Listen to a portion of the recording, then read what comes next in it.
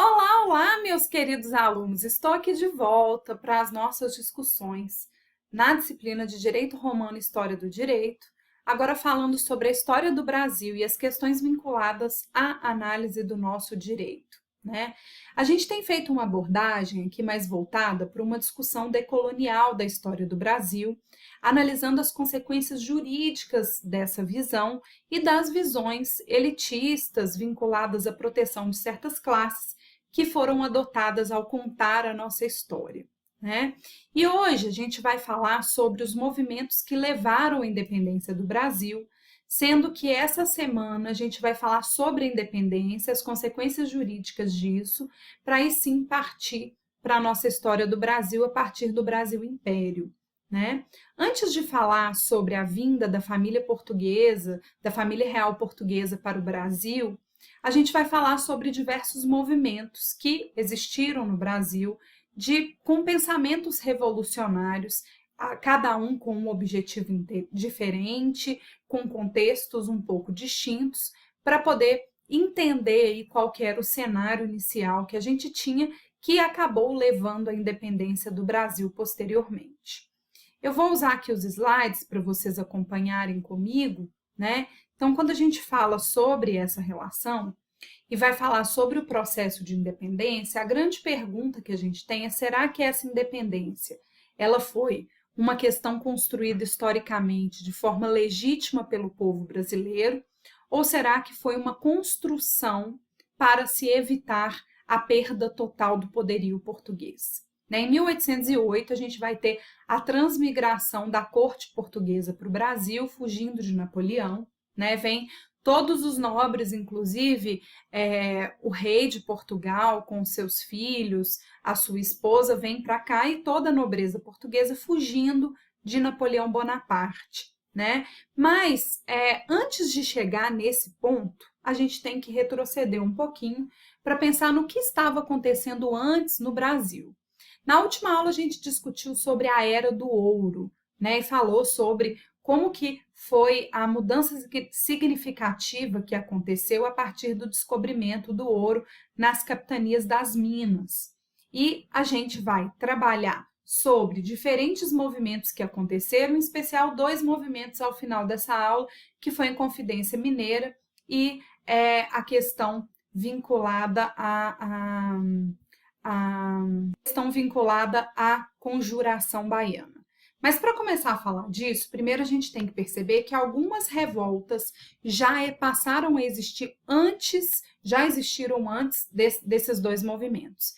Em 1684, coloquei aí para vocês, aconteceu a revolta dos Beckman.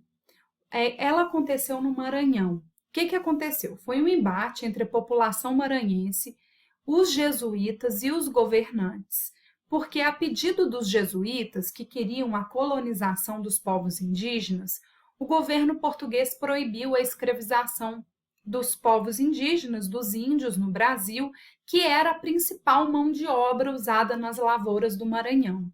Nesse período não se tinha ainda tanto tráfico de escravos negros no Maranhão, já tinha um pouco, mas grande parte da mão de obra eram indígenas que eram escravizados.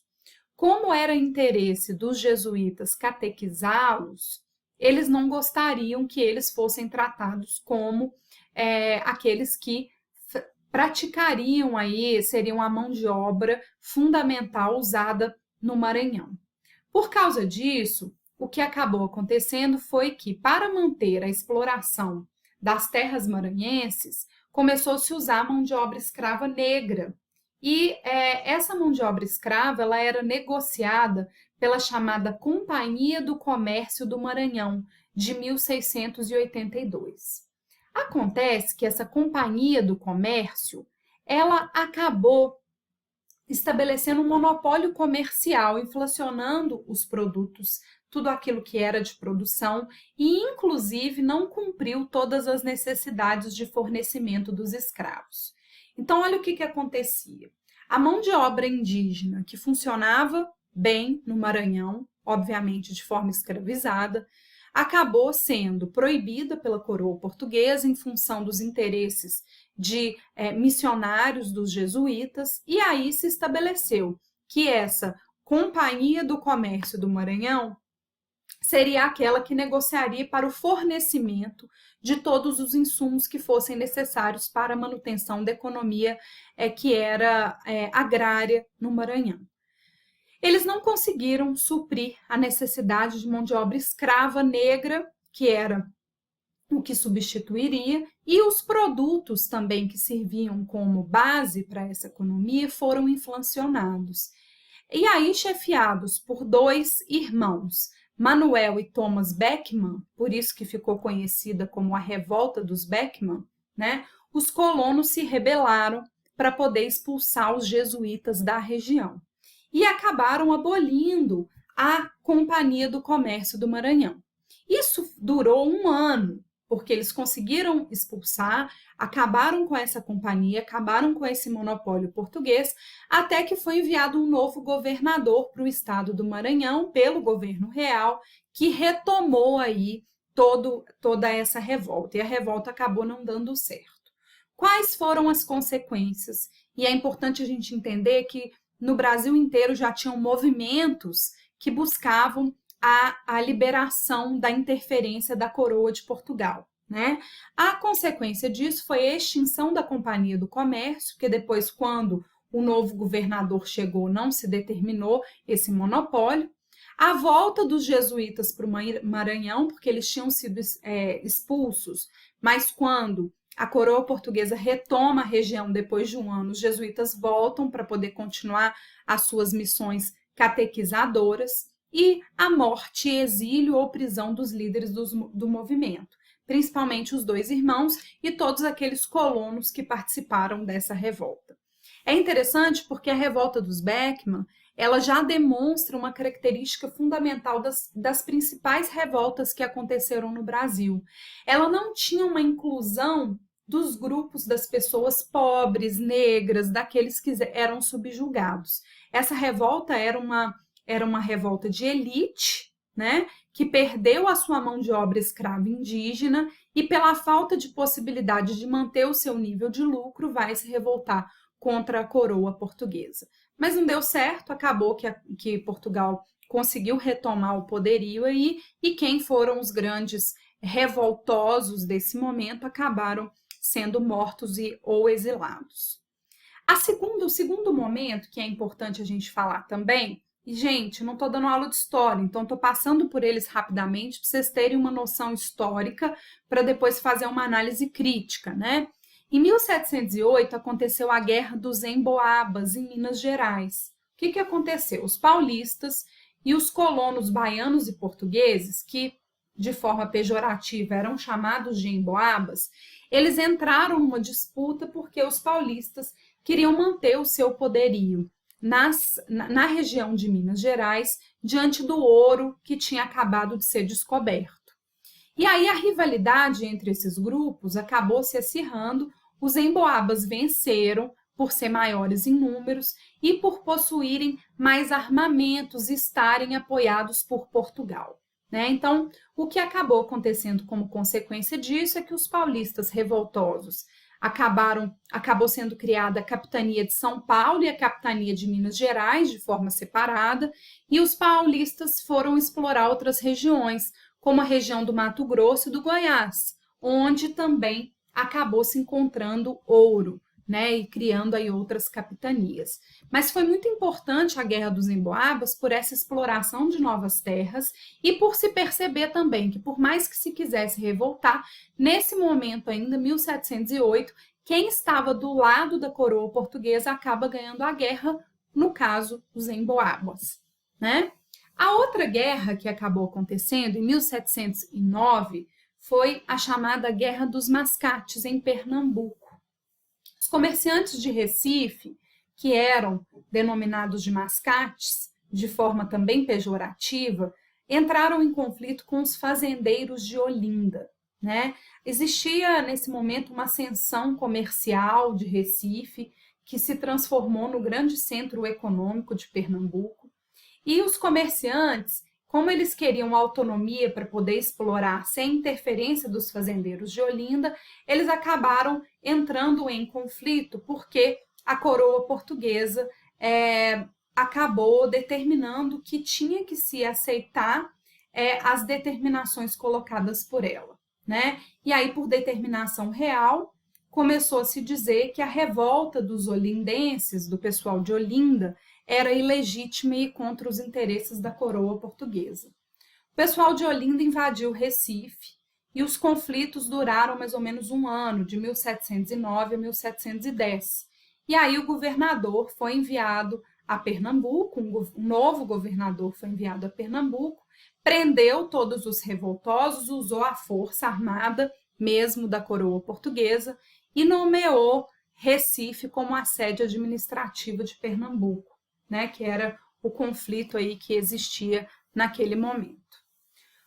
Uma outra revolta importante de ser falada, mencionada, é a revolta de Felipe dos Santos de 1720, que aconteceu em Vila Rica, né, em Minas Gerais. Os mineiros e escravos entraram em conflito com o governo e houve uma revolta contra a alta tributação, né? As casas de fundição já estavam cobrando o quinto do ouro, que era 20%, e tudo eles sentiam como se fosse um grande confisco que estava acontecendo com as riquezas exploradas. E os rebeldes começaram a fazer exigências de diminuição de tributação, de menos fiscalização, e o governador, como percebeu que ele não tinha homens suficientes para poder entrar num embate, ele fingiu que aceitou o que eles estavam determinando. Até que ele organizou uma ofensiva, reuniu forças militares suficientes para poder mostrar o poderio de Portugal. E aí aprisionou, exilou os rebeldes e enforcou Felipe dos Santos, né? E aí se instituiu as chamadas casas de fundição e a separação das capitanias de São Paulo e Minas Gerais para aumentar a fiscalização em cada uma delas da coroa portuguesa, para poder se evitar que houvesse o não pagamento dos impostos, né, daquilo que era colocado, como, em especial, o quinto do ouro e a derrama também, que eram taxas extras que eles cobravam diante da vontade portuguesa de fiscalizar mais e cobrar mais tributos da exploração minerária no Brasil. E aí, a gente tem as grandes duas revoltas, populares ou não, que aconteceram no Brasil, a conhecida como Inconfidência Mineira e, um pouquinho depois, a Conjuração Baiana. Existe uma discussão na história hoje se realmente a gente deveria chamar a Inconfidência Mineira de Inconfidência Mineira ou de Conjuração Mineira. É interessante entender o sentido das duas palavras. Até coloquei aí para vocês. Quando a gente chama de inconfidência, entende-se como uma ação desleal em relação ao Estado, que seja violadora do direito em relação ao Estado. E aí falar que foi uma inconfidência e vincular essa inconfidência a um movimento patriótico nacional de libertação do Brasil da coroa portuguesa, nem sempre retrata de forma fidedigna o que foi a chamada Inconfidência Mineira, mas que muitos historiadores hoje entendem que deveria chamar de Conjuração Mineira, de 1789. Conjuração por quê? Né? Porque conjuração significaria o juramento para um fim comum. Se é um movimento pautado no interesse popular ou no interesse de pessoas que, de forma legítima, questionam a imposição de uma força estatal abusiva em cima do povo, seria muito mais adequado chamar de conjuração, que remete a um juramento para um fim comum, do que necessariamente uma ação desleal contra um governo legítimo, né? A gente tem algumas discussões a respeito disso que são muito interessantes quando a gente fala, por exemplo, sobre o contratualismo social, o Estado como fruto de um contrato. Vocês devem ter estudado isso em Teoria Geral do Estado, quando se fala, por exemplo, de John Locke, de Rousseau, que vão dizer, olha, o Estado só é legítimo se ele cumprir o seu papel no contrato, no pacto social. Se ele não cumprir, nós temos o direito de resistir, o direito de insurgência diante dessa violação. E o fundamento, tanto da chamada inconfidência, que a gente pode questionar e chamar de conjuração mineira, quanto o fundamento da conjuração baiana, é exatamente o questionamento dos abusos colocados pela coroa portuguesa em cima do Brasil colônia, né, da exploração especialmente do ouro nesse período. E aí é interessante porque quando a gente fala sobre conjuração, a gente vai perceber que ele se traduz muito mais como um movimento que vai querer acabar com esses laços de dependência que o Brasil colônia tinha em relação a Portugal, né? E o contexto em que tudo isso vai acontecer é um contexto de crise da mineração. Já não se tinha mais a mesma capacidade extrativa de ouro do Brasil, já estava em declínio, e por causa desse declínio, a solução encontrada por Portugal, para poder manter a sua riqueza, foi o aumento da tributação e o aumento também da fiscalização. E aí vocês já imaginam que quem tinha muito lucro com a mineração, diante da crise, diante do aumento da tributação e da fiscalização, não ficou nada feliz, né? E foi nesse contexto da Era Pombalina, que foi de 1750 a 1777, que a gente tem um aumento cada vez maior dessa fiscalização, né? Marquês de Pombal vai adotar uma série de medidas para aumentar a arrecadação dos fundos portugueses e acabou que esse controle exagerado levou a uma aderência maior aos ideais libertários que já estavam em vigor, tanto nas 13 colônias americanas, nos Estados Unidos, com a sua independência, como também na França, né, com os ideais da Revolução Francesa. E aí o que se começa a pensar é que diante desse fortalecimento dessa fiscalização e do abuso de poder colocado por Portugal, eles começam a aderir a esse pensamento libertário, evidentemente com a intenção de manter as riquezas que outrora eles tinham, né, vinculados aí a essa menor fiscalização e ao não abuso tão grande de cobrança de impostos por Portugal. A Inconfidência Mineira, ou Conjuração Mineira, ela é uma revolta de mineradores. Ela não tem um caráter popular, apesar de ter sido lida dessa forma quando da proclamação da República. Eu vou chegar lá para explicar isso para vocês. Mas o que se tinha nesse momento era uma revolta dos mineradores contra o quinto do ouro, que estabelecia uma cobrança de 20% de tudo que era extraído, e da meta que cada município tinha de pelo menos pagar 1,5 toneladas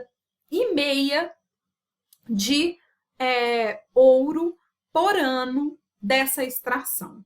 Mesmo que não se atingisse essa meta, eles tinham que cumprir a meta. Então, muitas vezes, o que acabou acontecendo foi que a crise levou a um pagamento maior do que 20%, porque não se tinha a extração mínima necessária. Eles não conseguiam produzir para pagar somente 20%. Além disso, foi estabelecido a derrama, né, que eram taxas extras que eram cobradas, além dessa meta aí municipal de 1,5 toneladas por ano, que eles chamam de 100 arrobas de ouro por ano, e do quinto, que era 20% cobrado em cima de tudo. E aí o que acabou acontecendo era que, além disso, a coroa portuguesa determinou também invasão de casas para confisco de bens de valor. Os comerciantes, eles batiam de frente com os monopólios de certos setores que foram colocados por determinação da coroa, porque Portugal queria aumentar a sua arrecadação e com a crise minerária começou a exigir que certos setores que a gente só poderia consumir produtos que fossem produzidos em Portugal e trazidos para cá, né? Uma outra questão foi a proibição de 1775, por decreto de Dona Maria I, que determinou que não poderia mais ter produção têxtil no Brasil, que todos os tecidos só poderiam vir importados de Portugal. Isso também atrapalhou muito os comerciantes. Outros que também não concordavam com essas questões eram os militares de baixa patente, por causa dos baixos soldos que eles recebiam, salário muito baixo, entre eles Tiradentes, que era um militar de baixa patente. Funcionários públicos também discordavam das políticas, começam a aderir aí aos pensamentos do liberalismo, dentre eles alguns poetas como Cláudio Manuel da Costa e Tomás Antônio Gonzaga, que também aumentaram o coro aí da Inconfidência Mineira. Eles queriam o quê? Eles não queriam uma independência do Brasil inteiro. Até porque essa revolta, essa revolução, ela não tinha um caráter verdadeiramente nacional, como depois, ao relatar a história, nos fazem crer, né? Mas o que se desejava era a independência de Minas Gerais, com um modelo muito parecido com o dos Estados Unidos da América. Então, eles queriam copiar o modelo estadunidense, de tal forma que Minas Gerais conseguisse se libertar das influências e das determinações da coroa portuguesa para poder manter aí as riquezas de quem já explorava a riqueza e manter o status quo, só que não sendo mais colônia de Portugal. E não se preocupando efetivamente com uma independência nacional completa, mas com uma independência de Minas Gerais. Eles queriam, olha para vocês verem como que não era um movimento libertário completo, porque eles queriam manter o status quo das classes sociais e da exploração econômica, como se mantinha, e também não se tinha esse caráter nacional. Por quê? Eles manteriam o voto censitário, vinculado à noção de que só poderia se participar politicamente das decisões do Estado pessoas que fossem de classes sociais específicas, que tivessem propriedade, homens brancos, né? Era um modelo elitista, porque eles não tinham uma vontade revolucionária de mudar o status quo e de inserir grupos que não faziam parte do acesso a direitos.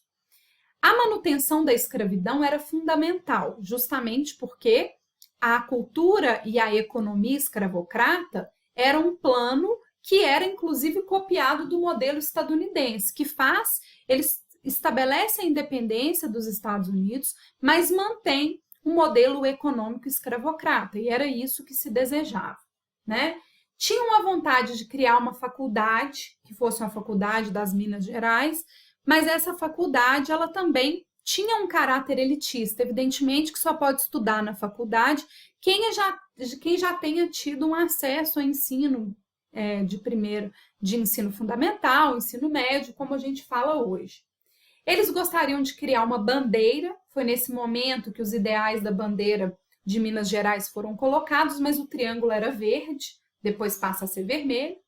A maçonaria estava fortemente envolvida, maçonaria é um movimento voltado para as elites, né? E eles planejavam que essa revolta iria acontecer no dia da decretação da derrama, porque aí eles imaginavam, olha, quando aumentarem o valor cobrado e as taxas cobradas, a gente vai ter uma aderência de todos aqueles que a gente precisa que aumentem o coro aí da conjuração mineira, né? E aí o que aconteceu? Não deu certo, porque primeiro Joaquim Silvério dos Reis, a nossa história já começa com uma delação premiada, né?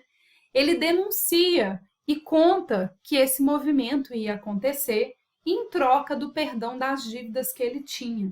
E depois dele, vários outros começam a denunciar e contar aquilo que iria acontecer. A coroa portuguesa vai, então, prender todos aqueles vistos como revoltosos e puni-los. E muitos deles foram condenados à morte, mas a maioria pediu perdão da coroa, a clemência da coroa portuguesa, e assim teve essa clemência. Por causa disso, muitos foram exilados, né? Comutaram a morte, a pena de morte, por uma noção de degradação perpétua, né, de exclusão perpétua do Brasil. Joaquim José da Silva Xavier, o famoso Tiradentes, ele não pediu perdão. Ele foi um daqueles que não pediu essa comutação da pena e não pediu a clemência real pelos atos que ele tinha praticado contra a coroa.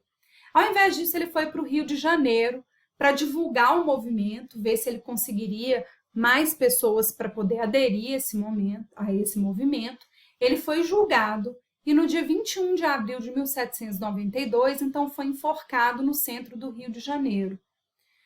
Posteriormente ao seu enforcamento, ele foi esquartejado e partes do seu corpo foram desmembradas para serem expostas em praça pública, justamente para mostrar como não deveria se agir, para servir como modelo de como a coroa portuguesa agiria contra aqueles revoltosos que encampassem esse movimento de independência. Tiradentes é considerado um dos heróis nacionais, um mártir, porque ele teria sacrificado a própria vida em nome da nação brasileira.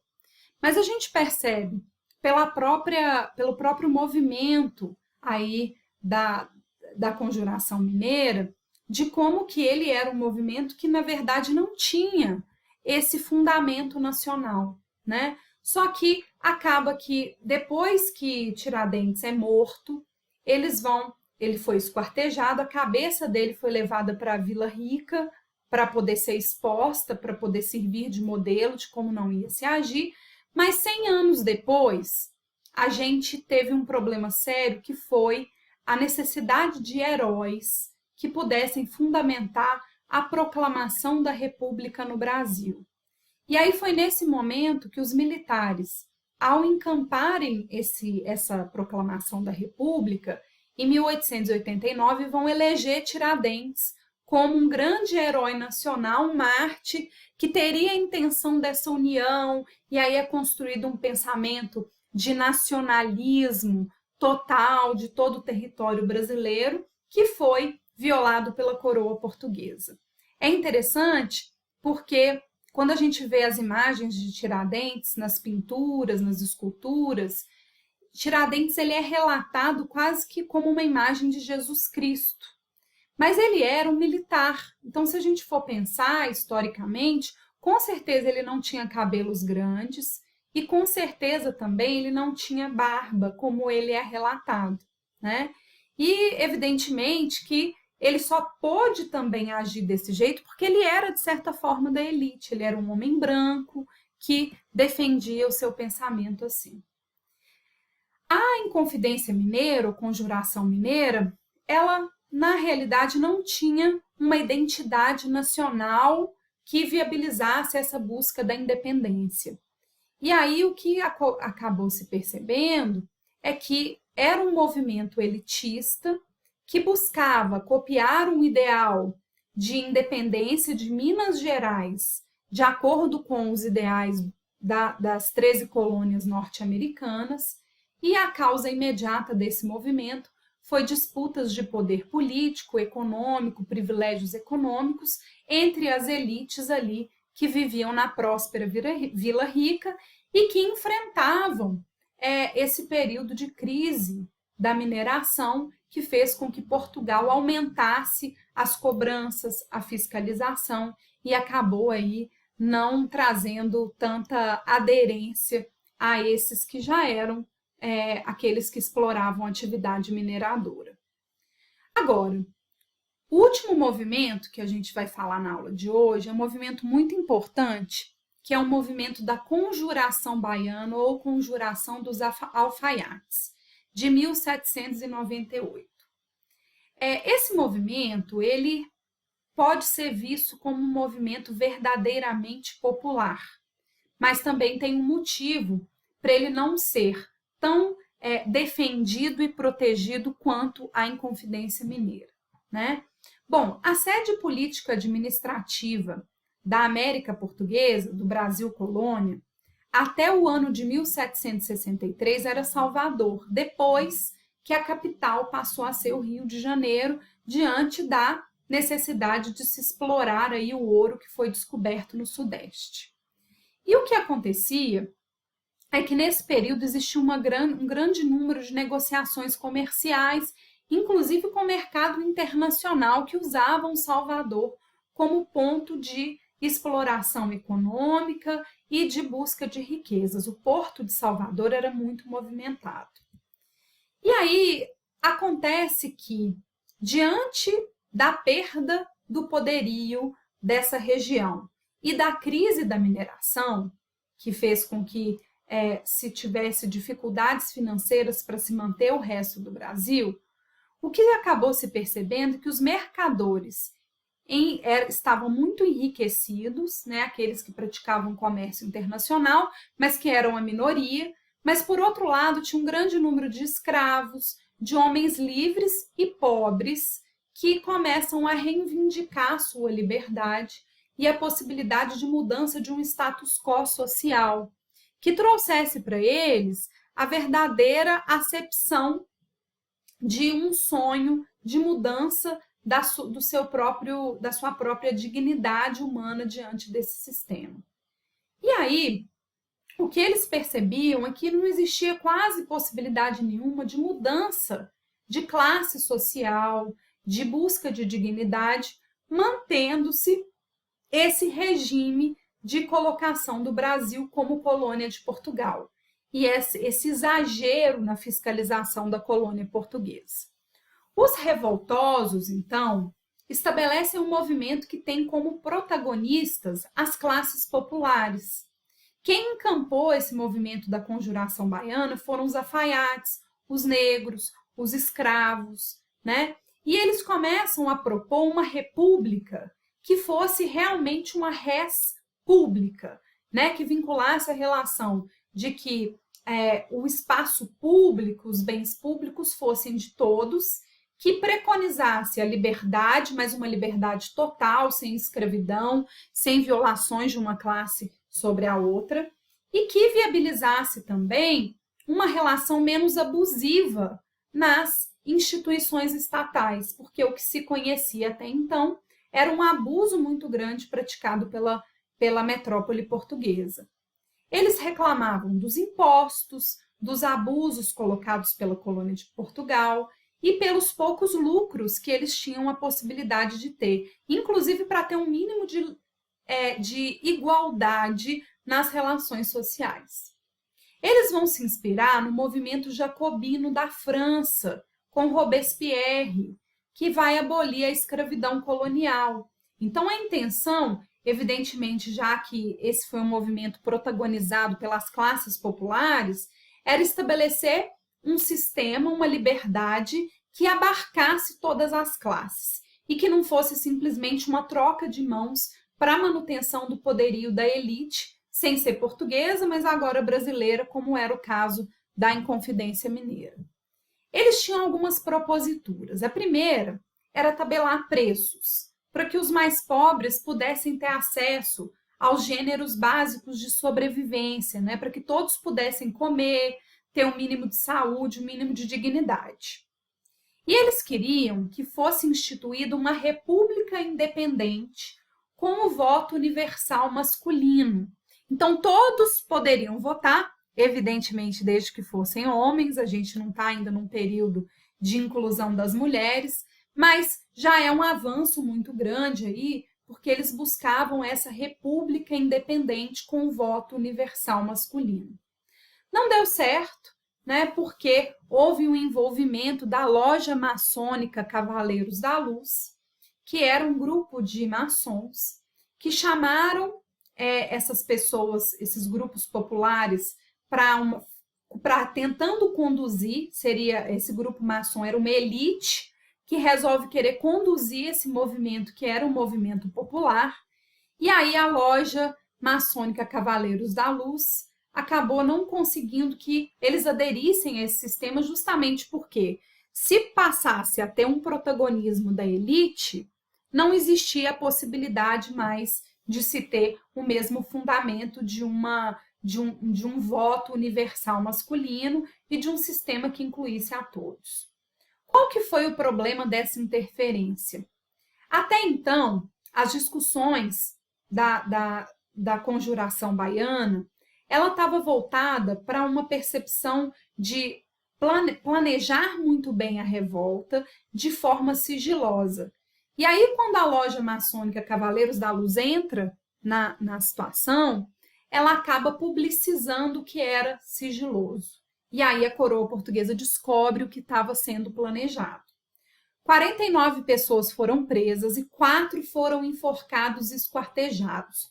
Eu coloquei aí a foto deles para vocês. Foi conhecidos como heróis de Búzios. Lucas Dantas, Manuel Faustino, Luiz Gonzaga e João de Deus. E aí é interessante que, vocês vendo a foto desses homens, são todos homens negros, que realmente representam grupos que não são grupos de elite nem naquele momento, e infelizmente até hoje não são no Brasil.